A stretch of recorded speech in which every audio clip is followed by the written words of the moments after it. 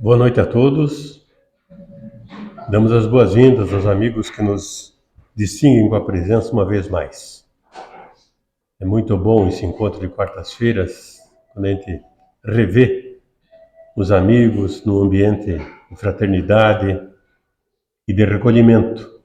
Esses minutos que antecedem a palestra têm servido para uma reflexão, né? Aliviar um pouco a tensão mental de cada um.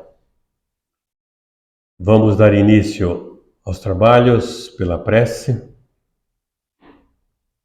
Querido Mestre Jesus,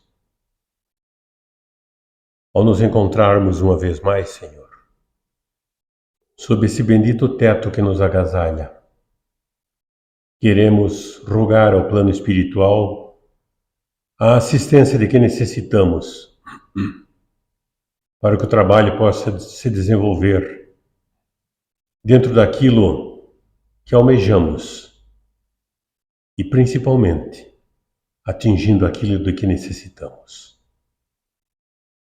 Que a palestra da noite, sob o comando do nosso Pacheco, possa trazer a cada um de nós a orientação, o estímulo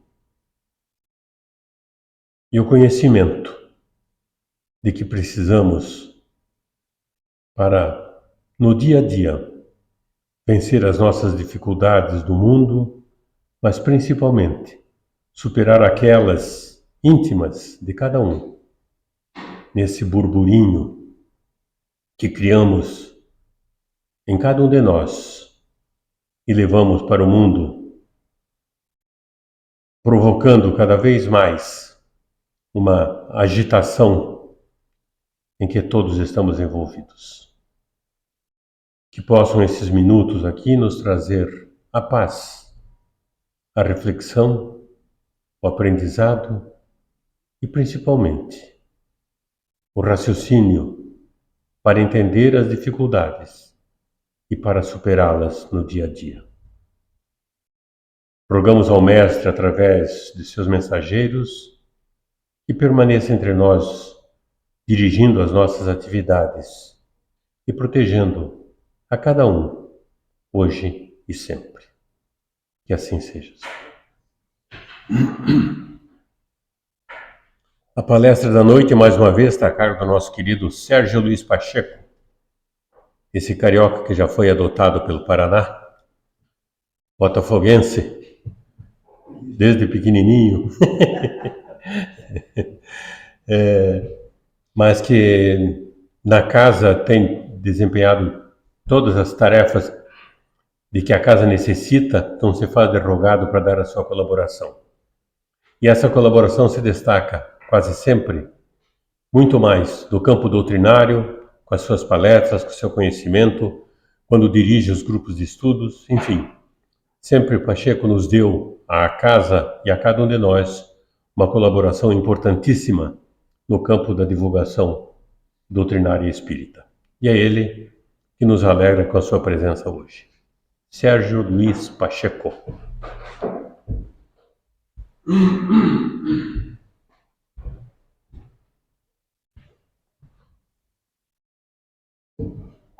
Bem, boa noite a todos. Carioca adotado já há 25 anos, né? E como diz o Joaquim Botafoguense, feliz da vida, está líder, pelo menos por enquanto, né? Vamos ver se isso dura. Mas, deixa eu botar aqui embaixo isso aqui. Gente, vamos trazer para a reflexão da noite de hoje esse tema: trabalho, lei do trabalho, trabalho, lei da vida, e vida com V maiúsculo. Vida com V maiúsculo é uma menção ao espírito Joana de Ângeles. No livro Convites da Vida, há um trecho lá que ela usa um trocadilho que eu adoro, de vida com V maiúsculo e vida com V minúsculo. A vida com V minúsculo é a vida que a gente toca aqui enquanto encarnado, e a vida com V maiúsculo é a vida nossa, real, a vida que perpassa a própria encarnação e prossegue para a eternidade. E o trabalho faz parte dessa lei. E a gente sempre aproveita o 1º de maio para trabalhar esse tema, né? Fazendo umas reflexões de trabalho, já que 1º de maio, em parte significativa do mundo, é comemorado o Dia do Trabalhador. E vamos só dar uma relembrada histórica muito ligeira. O que foi esse 1º de maio? O 1º de maio, ele nasce de conflitos, de uma greve geral, em 1886, na cidade de Chicago, nos Estados Unidos.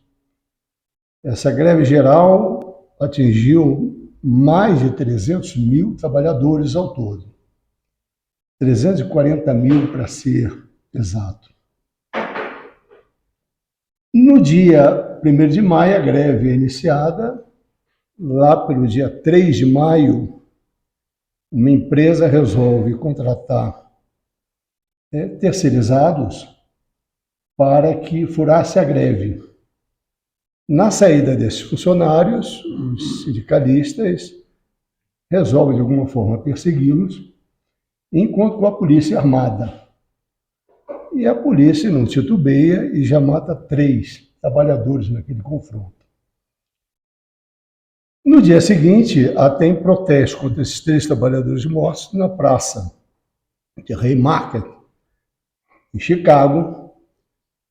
Há assembleias, aquele estado de greve, protesto, até em função dos 3 mortos. No final desse protesto, já no finalzinho, o pessoal já tinha ido embora, explode uma bomba e mata um policial. A partir do momento que esse policial morre, a senha estava dada. E aí ocorre um massacre, né? Ao todo são 38 operários mortos e 115 feridos. Esse pessoal, diante da situação, os líderes sindicais são responsabilizados e no julgamento mais do que rápido, até um julgamento de sessão e sem provas, resolvem condenar. Então, 5 líderes sindicais são condenados à morte. A execução se deu no ano seguinte, não teve nenhum ano. 11 de novembro de 1987 e 3 à prisão perpétua. Os 5 que foram condenados, 4 foram executados e 1 se suicidou na prisão. Desses, nesse julgamento, ocorrido em execução, na verdade, dia 11 de novembro, ele ficou conhecido como a Black Friday. Em 1987. Desculpa, está errado, eu vou corrigir depois. 1887, né? Menos de um ano depois, que os conflitos se deram em 1886. Mas esse dia da execução, os corpos, inclusive, foram enforcados e pendurados nessa mesma praça. Eles foram, um deles, o suicídio foi considerado como a Black Friday. Olha que curiosidade. Mais tarde, a Black Friday passou a representar uma grande promoção do comércio, né? Nos Estados Unidos e no mundo todo. Nos espera a Black Friday, normalmente é a última sexta-feira de novembro. Aqui, na verdade, foi 11 de novembro de 1887, bem lembrado pelo Joaquim. Desses conflitos todos, aproximadamente 5 anos depois, há uma encíclica papal, que é a Rerum Novarum. Essa encíclica é belíssima, está disponível na internet, quem quiser pode baixar. E ela é considerada no direito a gênese do direito do trabalho. Porque tenta, na época, o Papa dar início propriamente o que se chamou de uma espécie de doutrina social da Igreja. E que, pela primeira vez, a Igreja estava, de fato, se preocupando com problemas do trabalho, dos trabalhadores. A greve geral lá de 1886 tinha como principais pontos jornada de 8 horas, já que a jornada média na época era de 13 horas, chegando até 17 horas. Descanso semanal remunerado e férias. Porque não se concebia na época que um trabalhador recebesse para não trabalhar, né? Era o que se pensava na época. E esses tristes acontecimentos, na verdade, geraram a comemoração no 1º de maio, e é sempre bom a gente lembrar, porque o sangue foi derramado, né? Para a gente, sobretudo um olhar cristão, a gente visitar o passado, não de uma forma vingativa, mas de uma forma reflexiva, sobre as lutas, as dificuldades, as provações, o contexto espiritual, inclusive daqueles que encarnam, reencarnam, num ambiente de muita dureza. Também, nos anos seguintes, que seguiram, a gente vai ter, em 1919, a criação da OIT, Organização Internacional do Trabalho, ou ILO, né, no idioma inglês, em 1919, e completou agora 100 anos, né, em 2019. E, por objeto das comemorações, foram objeto centenário algumas ações programáticas e permanentes da Organização Internacional do Trabalho. A iniciativa para o fim da pobreza, a iniciativa sobre mulheres no trabalho, iniciativa contra o trabalho infantil, iniciativa verde, a iniciativa sobre normas, sobre empresas e sobre governança. Esse importante órgão ligado à ONU, que vem tentando humanizar essas relações de trabalho. Mas trabalho, esse termo, não é um termo muito agradável na sua origem, né? Não costuma significar aquilo que deveria ser significado, por isso até a reflexão sobre um olhar espírita. Essa aqui é a origem do termo, esse objeto de tortura medieval, tripalium.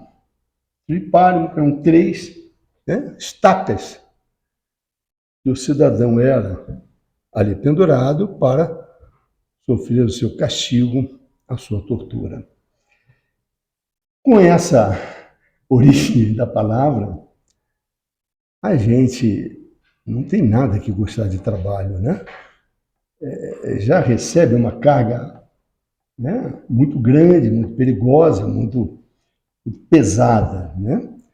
E se a gente mergulhar nos textos bíblicos, a gente também vai ver que o trabalho não é lá essas coisas assim, tão alvissareiro, a ponto de ser convidativo. Vamos lá. Olha lá no livro Gênesis, logo no capítulo 2, versículo 2, diz que, tendo Deus terminado o 7º dia, a obra que tinha feito, descansou do seu trabalho. Então, o Todo-Poderoso aqui, de uma forma muito simbólica, né, ele se cansou de criar. No 7º dia, ele precisou descansar. O Senhor tomou o homem e colocou no jardim do Éden para cultivá-lo e guardá-lo, né? Dentro da criação, dentro da história simbólica do livro Gênesis. E disse em seguida ao homem: porque ouviste a voz da tua mulher e comeste do fruto da árvore que eu te havia proibido de comer, maldita seja a terra por tua causa. A gente vê aquele Deus humano, né? Aquele Deus antropomórfico, né? Aquela visão humana de um Deus parecido com os homens, um homem imperfeito, vingativo. E ele ficou zangado, né? Porque, afinal de contas, a mulher foi lá e pegou a maçã, que era a árvore, diz no texto, do conhecimento, inclusive. E a pobre da mulher foi castigada, né? E o Adão, né, também, o primeiro casal, simbolicamente, recebeu. Então, ele amaldiçoou a terra por causa desse ato. E diz mais, tirarás com trabalhos penosos o teu sustento todos os dias de tua vida. Ele te produzirá espinhos e abrolhos. E tu comerás a erva da terra. Comerás o teu pão com o suor do teu rosto, até que voltes à terra de que fostes tirado, porque és pó, e ao pó te hás de tornar. Nada convidativo para o exercício do trabalho. Então, o trabalho que, na origem do termo, a gente viu, né, o tripalho, aqui começa a configurar com uma pena, né? Então, nós trabalhamos sob pena, simbolicamente. Por isso é importante a doutrina espírita, que a gente ressignifica esse simbolismo, né? Aqui foi escrito por homens, seres humanos, uma compreensão, na época, muito limitada das questões da espiritualidade. Mas o próprio Deus, simbolicamente, ainda diz: lembra-te de santificar o dia do sábado. Trabalharás durante 6 dias e farás toda a tua obra. Mas no 7º dia, que é um repouso em honra do Senhor, teu Deus, não farás trabalho algum, nem tu, nem teu filho, nem tua filha, nem teu servo, nem tua serva, nem teu animal, nem o estrangeiro que está dentro dos teus muros. Então aqui a gente começa a ver que há um simbolismo de fato. Se o trabalho ele é penoso, ao mesmo tempo há necessidade do refazimento. Aquele pleito dos trabalhadores da greve geral de Chicago de 1880 queriam um repouso semanal remunerado. Aqui já estava previsto esse repouso semanal remunerado. Faltava atenção para isso, né? Um olhar mais espiritualizado do ser. Que todo trabalho, por mais importante que ele seja, ele necessita também, dentro da mesma lei, a lei do repouso, do refazimento. É fundamental. E bem, porque em 6 dias, aí ele vai lembrar que aquela criação simbólica vai trazer importância não que Deus precisasse descansar depois da criação. Aqui não é um simbolismo. Mas porque em 6 dias o Senhor fez o céu, a terra, o mar e tudo que contém, e repousou no 7º dia. E por isso o Senhor abençoou o dia do sábado e o consagrou. Então, sábado é o 7º dia. Nós não somos sabadios, mas entendemos a necessidade do repouso. Que assim como existe a lei do trabalho, há o princípio da lei do repouso, né? Mas vamos dilatar essa compreensão de trabalho, não aquela coisa pesada que a gente está vendo até então, né? Lá na passagem de Jesus, essa questão do sábado, de forma também dogmática, porque nada podia se fazer, Jesus foi perguntado sobre essa questão, né? Afinal, ele curava nos sábados e não deveria fazê-lo. E por esse motivo, lá está no Evangelho de João, os judeus perseguiam Jesus, porque fazia esses milagres no dia do sábado. Mas ele lhe disse: meu pai continua trabalhando até agora e eu trabalho também. Então já ressignificamos aqui o trabalho, né? Que o trabalho não é propriamente aquela coisa penosa como parecia ser. O trabalho tem uma outra dimensão. E Jesus, no seu ensinamento, ele é profundo. Ele diz que o Pai, Deus, continua trabalhando. Então, ele descansou no 7º dia. E até agora, e eu trabalho também. Mas o que é, então, o trabalho? Nós que estamos, né, militando na doutrina espírita há muitos anos, conhecemos essa definição de trabalho de cor e salteado a partir da questão 675 de O Livro dos Espíritos. Essa obra fundamental da doutrina espírita, a principal obra que contém a doutrina espírita, toda feita de perguntas e respostas. Ela é fundamental, que ali estão os princípios basilares da doutrina. A partir deste livro, as demais obras da chamada codificação espírita por Allan Kardec foram escritos, né? Por exemplo, a parte da lei do trabalho, lá está na 3ª parte do Livro dos Espíritos, chamada as leis morais, bem trabalhadas sobre a questão do trabalho. E a questão 673 dá a definição clássica de trabalho no olhar espírita. O trabalho só se deve entender as ocupações materiais? Não. Olha o que os espíritos respondem. O espírito trabalha assim como o corpo. Toda ocupação útil é trabalho. Dilatou o entendimento de trabalho. Então, o trabalho não é mais aquela questão, ainda que ele possa ser penoso. Veja bem, ainda que ele possa estar dentro do campo profissional, expiatório, né? De um campo absolutamente horrível para aquilo que seria a dignidade humana e que deve ser combatido, por óbvio, mas ele passa a ter um significado muito maior. É o significado de utilidade é trabalho, trabalho é utilidade. Seja ele o trabalho material, o trabalho braçal, o trabalho remunerado, o trabalho não remunerado. Muitas vezes a gente tem um equívoco muito grande com essa compreensão. A gente consegue teorizar, mas como nós estamos ainda na matéria, nós temos uma tendência de cair um pouco para essa questão só de trabalho. É muito comum, quando a gente, às vezes, tem a oportunidade de se aposentar, e muita gente pergunta, mas você não vai fazer nada.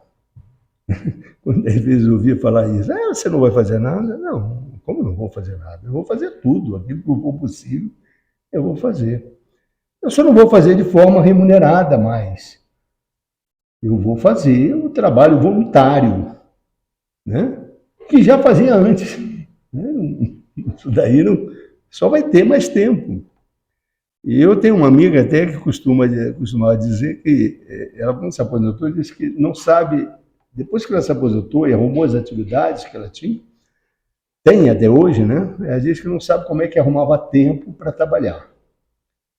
E, na verdade, é isso.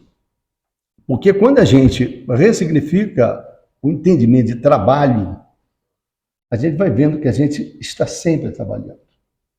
Há sempre oportunidade de trabalho porque está ligado diretamente à questão de utilidade. Seja ele, como eu digo, remunerado ou não. Seja ele o trabalho enquanto encarnado ou o trabalho desencarnado, porque os espíritos trabalham. Ou vocês acham que os inúmeros espíritos benfeitores espirituais que não estejam trabalhando? Estão trabalhando. Essa ideia, que é muito equivocada, de ociosidade, sobretudo no plano espiritual, de achar que a gente vai para um paraíso e vai tocar harpa, né? Como se a harpa também não fosse trabalho, né? Quem não gosta da questão musical. Mas, de qualquer forma, esse ócio não é trabalho. No entanto, o ócio, que o grande sociólogo Domênico de Masi chama de ócio criativo, é trabalho. Sabe por quê? Porque ele tem utilidade.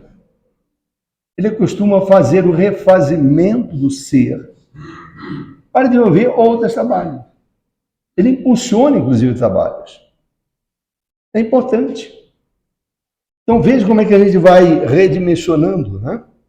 A questão 679 de O Livro dos Espíritos, a seguinte pergunta de Allan Kardec.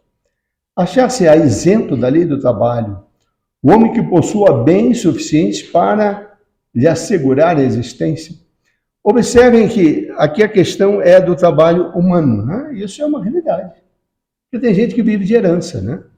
Tem gente até que se gaba, né? Eu conheço até, tem personagens conhecidos, não cabe dizer o nome só. Quer dizer, contar um milagre não é contar um santo, mas que passaram uma existência inteira se gabando de não trabalhar, de não precisar trabalhar, porque receberam, né, dados de família. Outros tantos até que recebem e, né, tem muito pouco esforço em relação a outros, né, para essa desigualdade, essas dificuldades, nesse mundo de provas e de expiações. E olha que é engraçado que os espíritos, a pergunta é feita uma questão do trabalho humano, e os espíritos tiram da parte humana e também dão uma dimensão espiritual. Olha que interessante. Do trabalho material, talvez.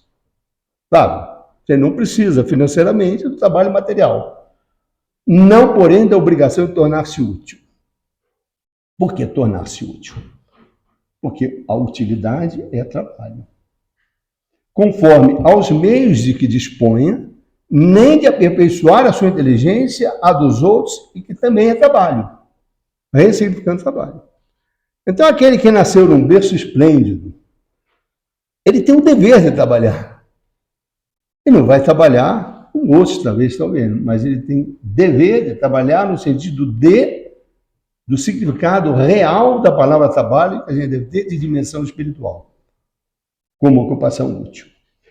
Aí a questão 680, Allan Kardec pergunta: não há homens que se encontrem impossibilidade de trabalhar no que quer que seja, cuja existência, portanto, é inútil?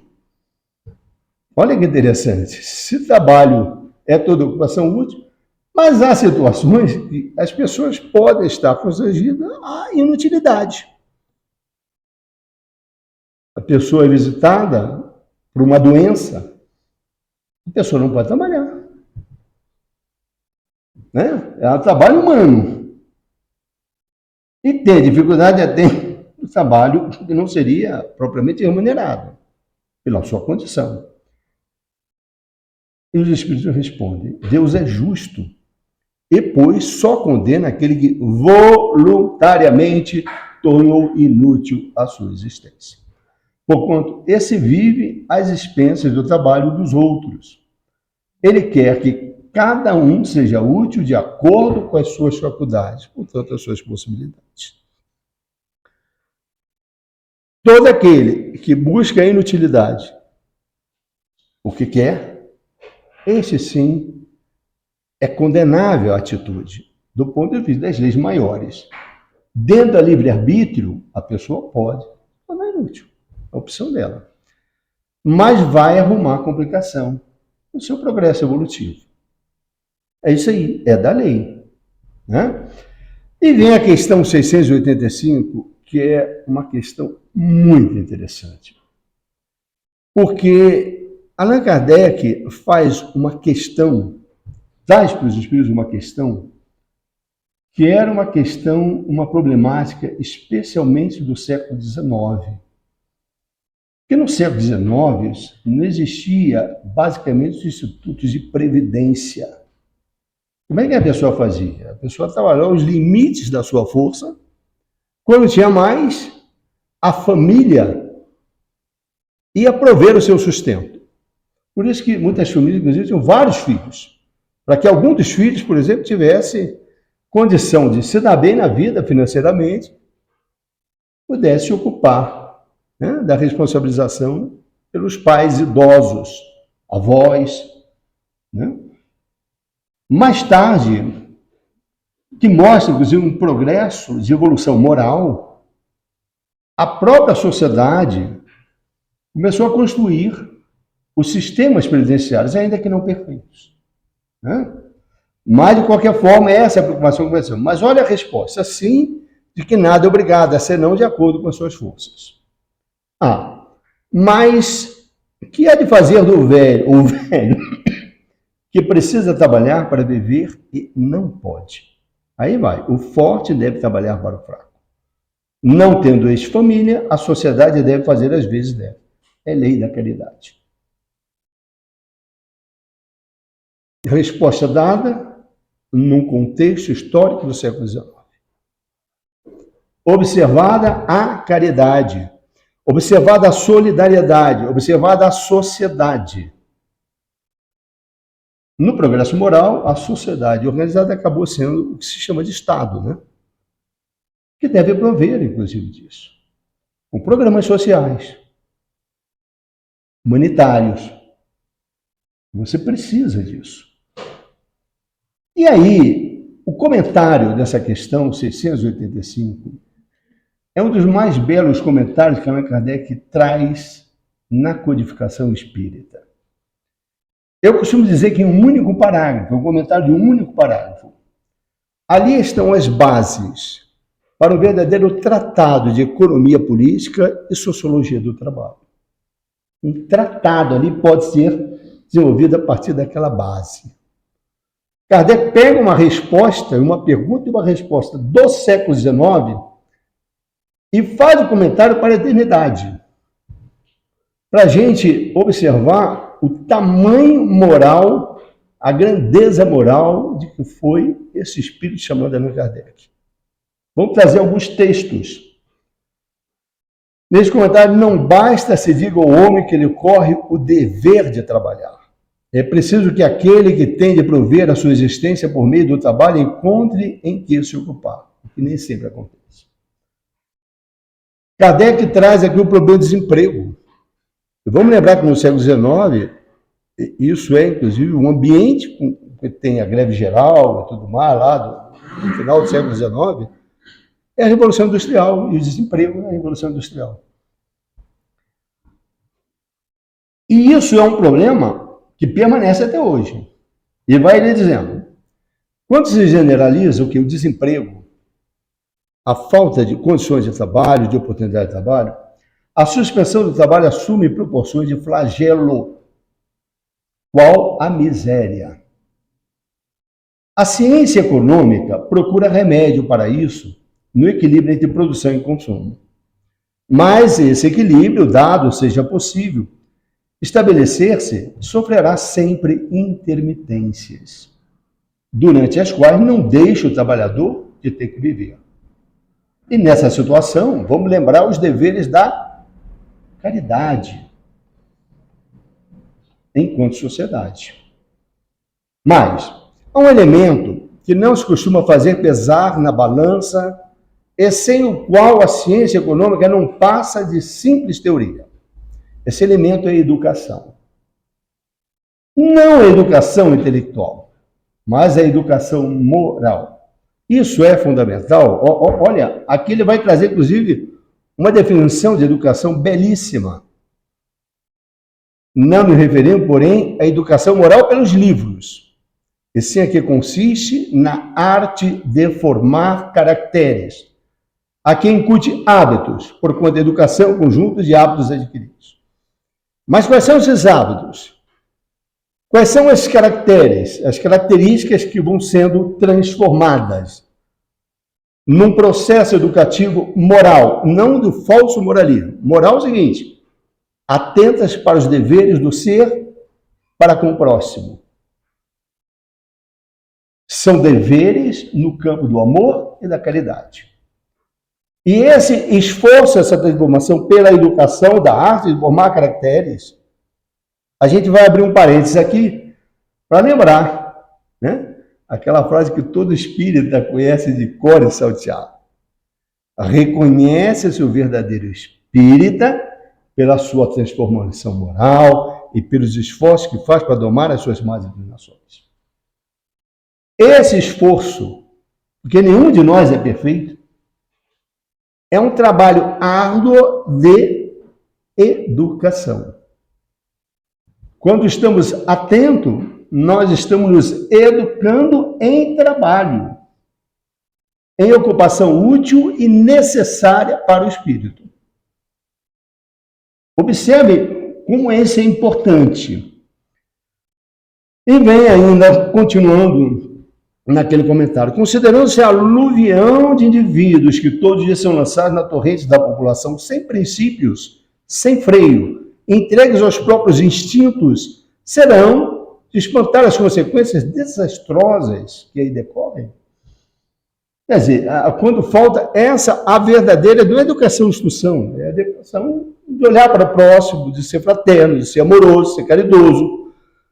Esse compromisso é o compromisso que vai tornar uma sociedade, né, justa, solidária. Os valores do amor, do progresso moral estarão permanentemente revisitados.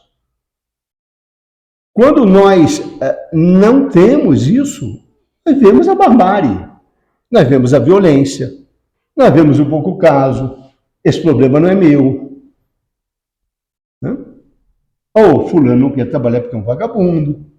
A gente acaba criando esses próprios clichês que a gente às vezes tem que se corrigir. Opa, peraí, será que é mesmo? Será que eu sei a situação?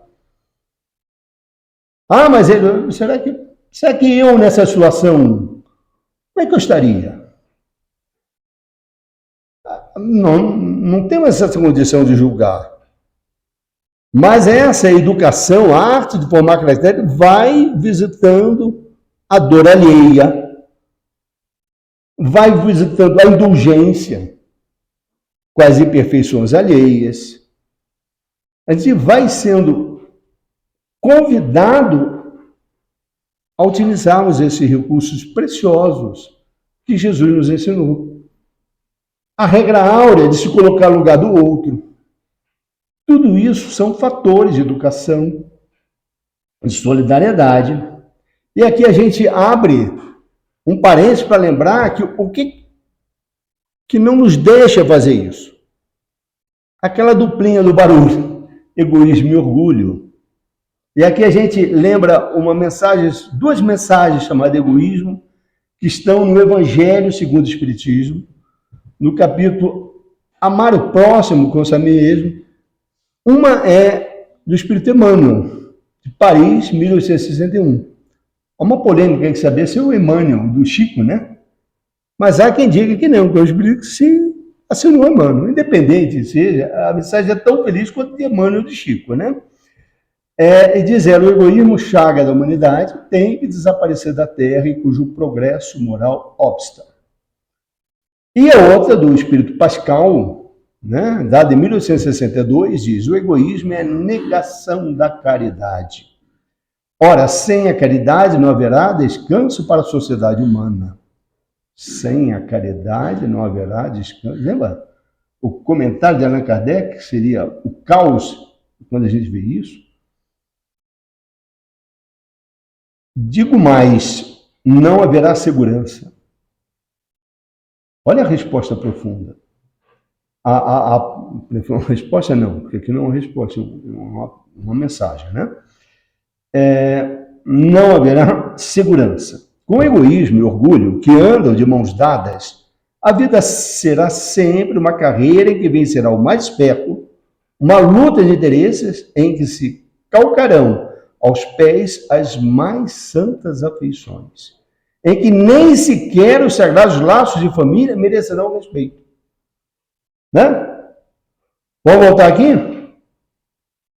Olha aqui, Kardec colocou: sem princípios, sem freio, entregues aos seus próprios instintos, serão de espantar as consequências desastrosas que daí decorrem.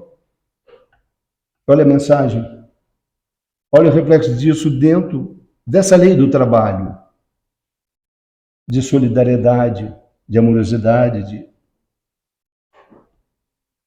E continua ele, quando essa arte, referindo à arte de formar a verdadeira educação, for conhecida, compreendida e praticada, o homem terá no mundo hábitos de ordem e de previdência para consigo mesmo e para com os seus, de respeito a tudo o que é respeitável.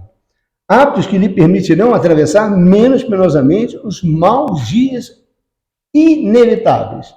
Os maus dias inevitáveis, a gente lembra de Jesus, no Evangelho de Mateus, que diz que quando o escândalo é necessário, no campo de vida, de ação e reação, de prova de expiações, que não seja eu que tenha dado razão ao escândalo. Então, isso cabe à lei, mesmo considerando você sob uma situação absolutamente injusta, mas que eu não dê causa a esse escândalo. Eu não vou consentir com o escândalo, ainda que eu tenha que passar pela aprovação. Mas eu vou passar de cabeça erguida, com dignidade. Observem que a proposta trazida pelo Cristo é superar as dificuldades não pelo ódio, não pela a deseducação moral, mas é pelo amor. É pela superação pelo amor e com a dignidade que cabe a cada um. A desordem e a imprevidência são duas chagas que só uma educação bem entendida pode curar. Esse ponto de partida, o elemento real do bem-estar, o penhor da segurança, de todos. E assim ele encerra este parágrafo que não está na íntegra aqui. É o único parágrafo que eu recomendo a leitura.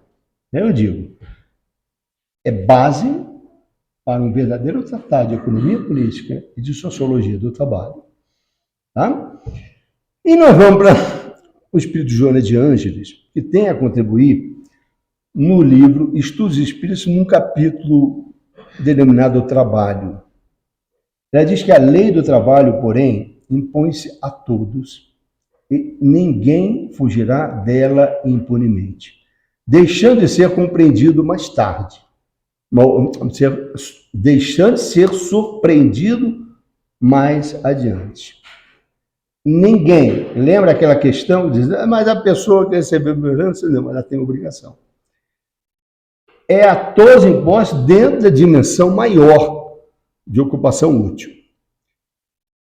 A ninguém fugirá dela impunemente, porque se tentar fugir, a lei do retorno vai buscar. Né? Vamos lá. Jonas de Ângeles, no mesmo capítulo, diz: a homem algum é permitido usufruir os benefícios do trabalho de outrem, sem a justa retribuição, e toda exploração imposta pelo usurário, que é aquele da usura, né, representa cárcere e algema para si mesmo, na sucessão das existências inevitáveis a que se encontra impelido a utilizar. É a lei do retorno. É a questão do escândalo, se ele for, né, mas que não tenha dado motivo ao escândalo. Isso é fundamental para a gente entender. E saber que a existência é permanente, as encarnações são múltiplas e os papéis são invertidos. Vamos lembrar que o espírito Emmanuel, no romance Há 2000 anos, ele era o grande senador romano Públio Lentulus. E no romance 50 anos depois, ele retorna na condição de escravo. Somente a educação moral pode fazer cessar esses equívocos da vida, para que a gente atente e tome novo rumo.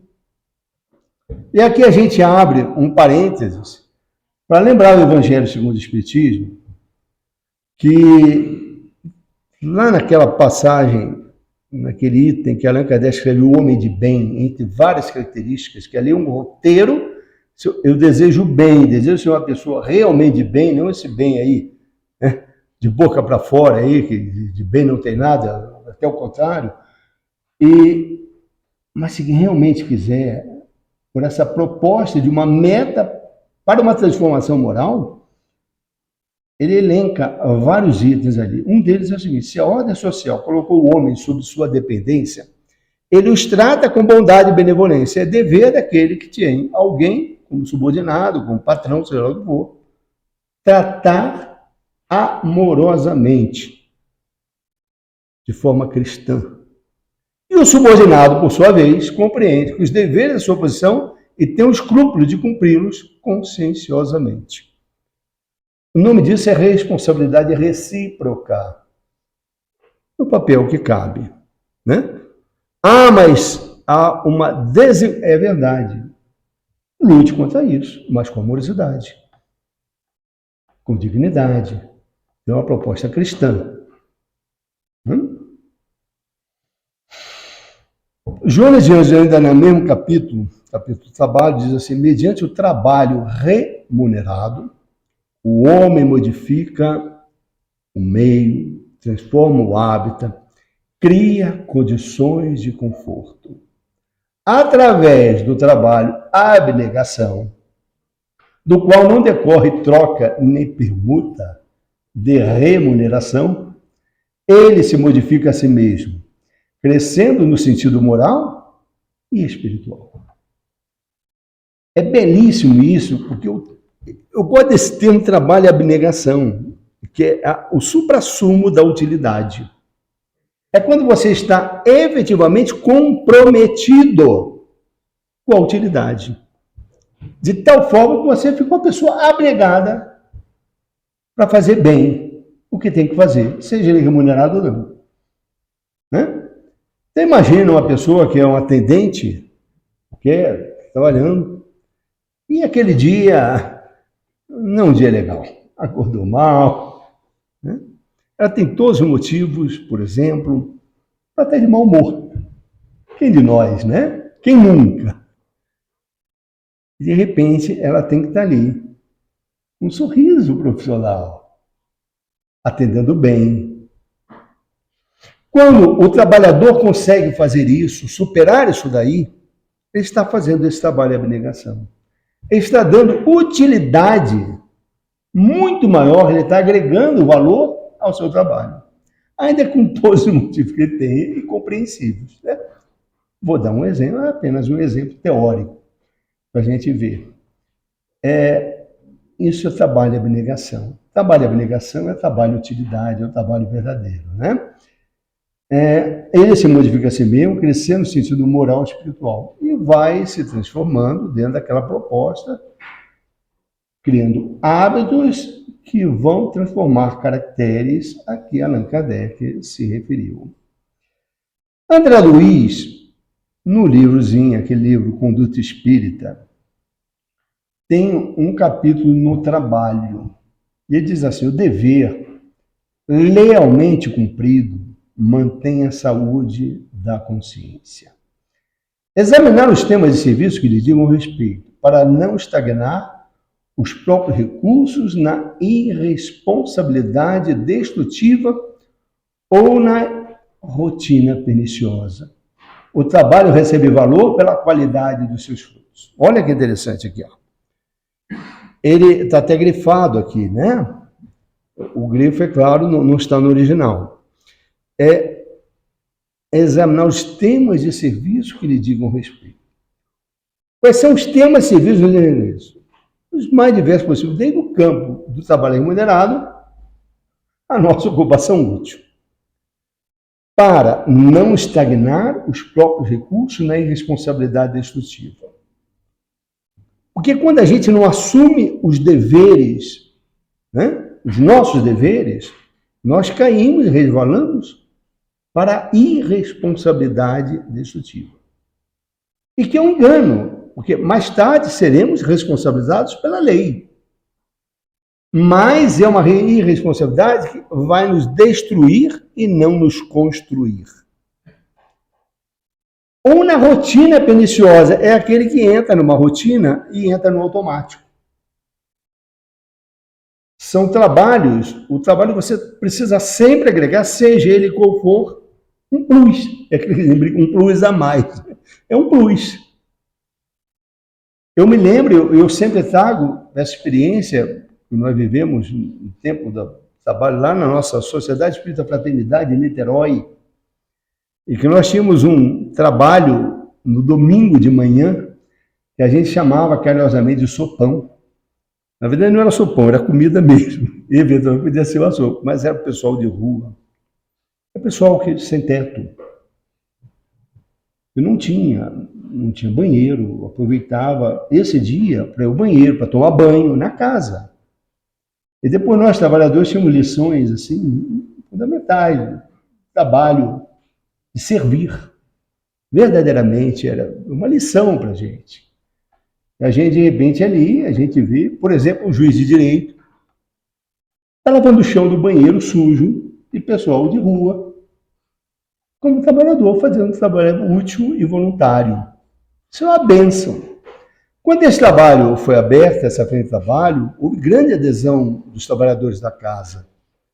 E começaram a fazer, e aquele animado, as pessoas conheceram, começaram a entrar na casa espírita, olhavam o que era a casa, e recebiam, era uma pequena palestra, a gente, que o meu saudoso avô chamava uma tertúlia, né? E depois a gente oferecia, e aos poucos a gente foi conhecendo as pessoas, conhecia pelos nomes, vendo as necessidades, a parte assistencial da casa, fornecendo aquilo materialmente que era possível, que era necessário. E de um tempo para cá, aí o trabalho foi se desenvolvendo, até que na mediúnica da casa, os espíritos deram uma mensagem de advertência. Sabe qual era a advertência? Era a advertência de que tudo estava na rotina. E aquela vibração inicial que amparava aquele pessoal tão carente estava desaparecendo. O trabalho estava ficando murcho. Xoxo, né? Como se diz no Rio de Janeiro. Xoxo. Está ficando sem graça. Porque as pessoas entravam na rotina. E quando você entra na rotina, é como se você apagasse a fogo daquele trabalho importante. E essa vibração vai se perdendo. E a gente passa a perder a utilidade. Olha que é um trabalho assistencial. E os espíritos chamavam a atenção que nós estamos perdendo ali a melhor capacidade de servir por conta desses equívocos. Olha que lição. Eu até hoje me lembro dessa lição.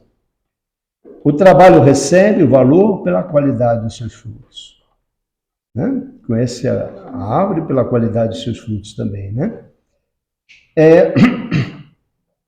Joana de Ângeles, agora no livro Convites da Vida, na página Convites ao Trabalho, diz assim: não desfaleças, porque o trabalho contínuo e nobre falará pelos teus pensamentos e palavras em atos que te seguirão até além das fronteiras da vida orgânica.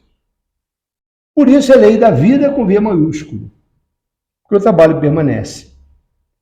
Aquela simbologia lá do Gênesis, porque o meu pai trabalha, eu trabalho e meu pai também trabalha. Isso vale para os espíritos, nós, libertos da matéria. Os espíritos trabalham. Os espíritos educam-se na verdadeira educação, na transformação moral. O trabalho é permanente. Essa desculpa, não, eu não vou fazer mais. Eu já estou com muita idade, eu não estou mais com ânimo. Se o trabalho é útil, faz. É útil.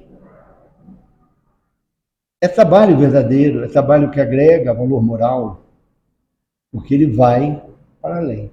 O trabalho é, na verdade, constitutivo daqueles tesouros a que Jesus se referiu.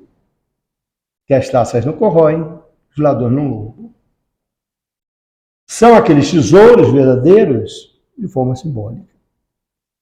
É o galardão do espírito. É aquele que ascendeu moralmente, cresceu pelo trabalho. Não financeiramente, que a pessoa pode passar a vida inteira. Mas é o trabalho verdadeiro que vai dar essa condição. E para a utilidade, a gente deve refletir também sobre um tipo de utilidade. Não é só utilidade material, como a gente está falando aqui. A utilidade, olha que o Espírito Benedita Maria, né? No livro Todos Precisam da Paz na Alma, né? Psicografia do nosso querido Raul Teixeira. Espírito Benedita Maria, sempre lembro, ela foi a genitora de Raul Teixeira, desencarnou muito cedo, ele era criança, em torno de 5 anos de idade, e depois veio deixar essas páginas abençoadas pelas mãos da psicografia de seu filho na última existência da Terra. Quando o indivíduo se dispõe a fazer render o seu tempo terreno para o bem, dá-lhe utilidade. Então não é apenas a utilidade material. É uma utilidade muito mais sensível. É aproveitar bem o tempo. A gente tem uma passagem lá no livro Obreiros da Vida Eterna, André Luiz lembra que ele está durante um velório e o pessoal está ali, naquela conversação, meio zoação e tudo mais. E o benfeitor que está com ele lembra que nós, enquanto encarnados, temos, é mais ou menos assim que ele diz, não exatamente com essas palavras, mas nós temos dificuldade de manter mais de 5 minutos de conversação elevada. O que significa que a maior parte do tempo, espíritos imperfeitos, mundo de prova, a gente conversa abobrinha mesmo, né? No popular. Isso mostra que até nos nossos pensamentos, na administração do nosso tempo, a gente deve estar preocupado com essa questão de utilidade. Muitas vezes a gente não está fazendo nada, mas a nossa cabeça está fazendo. A gente, às vezes, não pode fazer nada. A gente está, por exemplo, se deslocando no transporte coletivo. Está ali, igual uma lata de sardinha, né? Aprovação. Não precisa nem pendurar, segurar, não vai nem. E aí a gente pergunta, e quando eu vejo isso, como é que a gente está utilizando esse tempo? Estamos simplesmente reclamando da vida por nós estamos ali numa lata de sardinha? Nós podemos estar pensando elevado. Ou a gente pode estar numa boa vibração. Ou a gente pode aproveitar, por exemplo, um momento para fazer uma prece.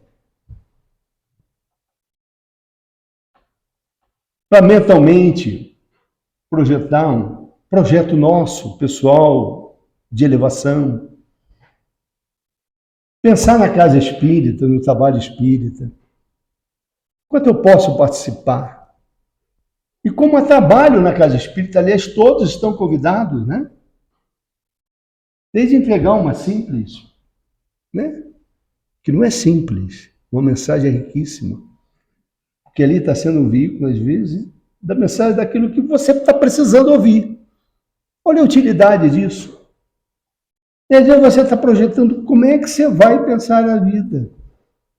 Para melhorar a sua vida, para conquistar os valores morais a que a gente deseja, apesar das nossas imperfeições, apesar das nossas dificuldades, apesar das nossas provações, mesmo no leite de dor, quantos casos a gente não sabe, porque às vezes a pessoa numa aprovação está ali no final da existência terrena e consolando, amando, servindo, mesmo na condição de uma doença terminal. Quantas vezes a gente não dá utilidade à vida num sorriso, uma paciência, um saber escutar. Vou pegar o exemplo de Jesus. Jesus torturado e pegado numa cruz. Aquele momento derradeiro, Jesus utilizou aquele momento de forma útil. Quantos ensinamentos tem ali na cruz? Primeiro, um espírito puro, seus condição psíquica extraordinária. Quantos fenômenos ele conseguiu produzir dentro das leis maiores, são chamados milagres, né? Como coisa surpreendente na sua conceito original. Mas ele ali estava dando exemplo. O exemplo era tamanho de perdão, de amorosidade, que às vezes você fala, papai, perdoa, eles não sabem o que fazem. Quando ele deixa o seu corpo que lhe serviu, ele vai trabalhar. Ele vai trabalhar. Ele vai atestar a imortalidade. Ele vai aparecer para Maria da Madalena, para os seus discípulos. Ele vai dar utilidade. O tempo todo dando utilidade. O tempo todo trabalhando, porque trabalho é lei da vida. Então, o convite que fica para a noite de hoje é essa reflexão. Alargar a dimensão, além das dificuldades humanas, além das complicações das relações, capital, trabalho, históricas, de superação de um mundo de provas e expiações. E revisitar esse tema, ainda que anualmente, no 1º de maio, relembrando sofrimentos, agruras de trabalhadores, dilatando o nosso pensamento, nos convidando nós mesmos a trabalhar, lembrando que as multimilenares leis de Manu na Índia já estabeleciam a obrigação de amar e de servir, ou seja, de trabalhar. Que Jesus nos abençoe. Muito obrigado.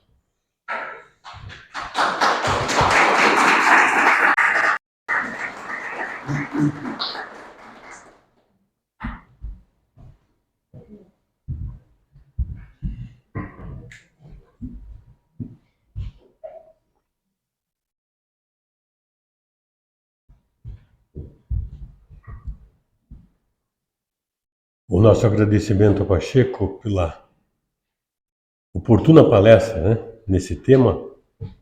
É permanente, né, Pacheco? Não cai de moda falar sobre o trabalho. E principalmente destaca essa visão espírita, doutrinária, que ele nos dá do trabalho. Eu esqueci de dizer, uma quedinha de quem fez carreira no trabalho também. Eu tenho uma quedinha. Muito obrigado, Pacheco. Sempre oportuno e você sempre com essa sua capacidade, seu conhecimento, trazendo esses esclarecimentos para nós. E principalmente a reflexão que levamos aqui. Alguns avisos. Às quartas-feiras, aqui ao lado, tem um grupo de juventude. A partir dos 12, 13 anos, os jovens se reúnem ali sob a tutela de uns um pouco mais velhos, de uns trabalhadores, que fazem os estudos às quartas-feiras. Se alguém tiver interesse, pode comparecer. No dia 10 de maio, quarta-feira, vai ter início um grupo de evangelização numa primeira faixa etária, a partir dos 8 anos, entre 8 e 12 anos. Quem tiver filhos ou na família, crianças, jovens nessa faixa etária, a partir do dia 10 de maio, teremos um grupo nesse horário. Enquanto os pais participam dos outros grupos, as crianças ficam na evangelização. E no dia 24 de maio vai ter início um novo grupo do ESD, Estudo Sistematizado da Doutrina Espírita. É um grupo que funciona lá em cima, está funcionando na casa lá de cima, mas que vai encerrar este ciclo que eles estão fazendo no próximo dia 17. Na quarta-feira seguinte, 24, então terá início um novo grupo. Quem quiser, quem tiver interesse de participar, fazer a sua inscrição. Só dar o nome, principalmente para Marie, que um novo grupo vai ser organizado nessa data. Aos sábados temos os plantão dos passes, a partir das 17h30, lá na Casa da Frente. Quem quiser, quem tiver interesse, é um trabalho mais rápido, né? Um atendimento mais rápido. Quem chegar será atendido. Vamos encerrar a primeira parte dos nossos trabalhos com a prece, em seguida passaremos aos passes, pedindo que os que vão tomar passe, por favor, aguardem sentados, que serão chamados. Querido Mestre Jesus, ao encerrarmos a atividade da noite, queremos expressar a nossa gratidão pela reunião, pelo ambiente fraterno que nos foi oferecido, mas principalmente pelos ensinamentos que levamos conosco, refletindo, modificando tantos conceitos que trazemos arraigados ainda, movidos pelo consenso geral, tantas vezes de prevenção contra o trabalho. E deixamos de observar esse aspecto educativo e mesmo cultural que essa atividade nos traz e que ao longo do tempo nos distingue pelo aprendizado conquistado em tantas jornadas e em tantas oportunidades. Pela misericórdia desse instrumento, Senhor.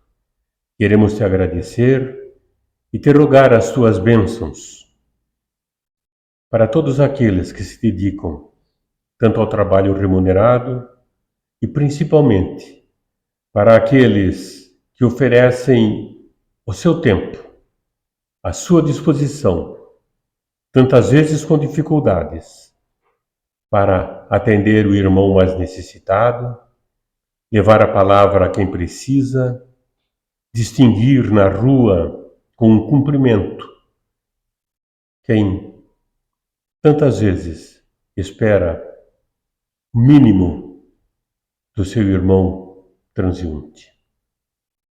Que a tua bondade, Senhor, se espalhe sobre todo o orbe, levando muita paz a todos aqueles que encetam as suas dificuldades e a sua jornada ao longo do tempo. Que Jesus abençoe os nossos familiares, que nos acompanhem no retorno aos nossos lares, e que, mercê de sua misericórdia, permaneça em nossos corações, hoje e sempre. Que assim seja, Senhor.